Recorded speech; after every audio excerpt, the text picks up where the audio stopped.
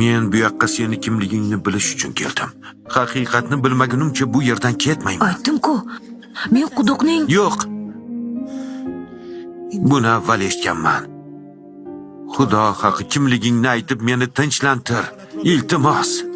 Unda siz ham menga Alloh nomi bilan so'z bering. Sizga nimaiki aytsam hech kimsaga aytmayman deng. Va'da beraman. Va Ibrohimning Alloh nomi bilan ont ichaman.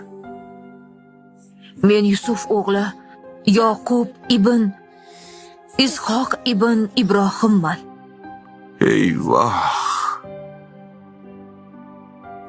Nima qilib qo'ydim?